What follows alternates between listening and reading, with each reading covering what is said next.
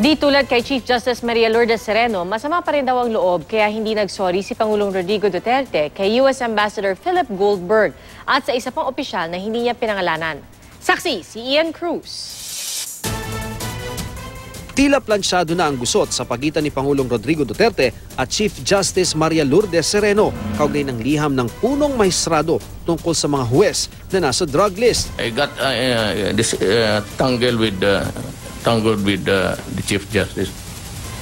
I would apologize to the Chief Justice for the harsh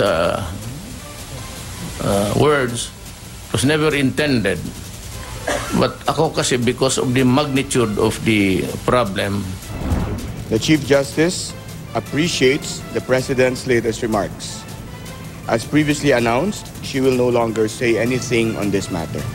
Pero ang galit ng Pangulo sa isang di niya pinangalanang opisyal, tila nananatili.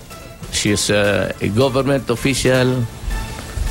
One day soon, I will bitawan ko yan in public. And I will have to destroy her in public. Hindi pa rin daw nawawala ang sama ng loob niya kay US Ambassador Philip Goldberg na kumundina noon sa rape joke ng Pangulong Duterte kaugnay sa isang namatay na Australian missionary.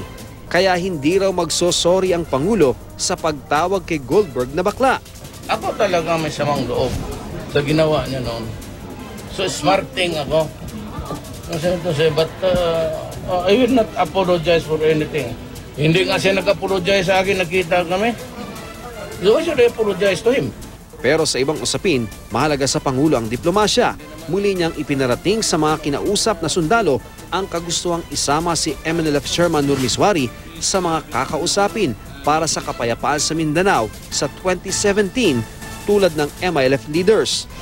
At sa kabila na naging sagutan nila ni Communist Party of the Philippines Founding Chairman Jose Maria Sison, gusto raw niyang matuloy ang peace talks ng gobyerno at CPP. Mula sa Davao City, ako si Ian Cruz, ang inyong saksi.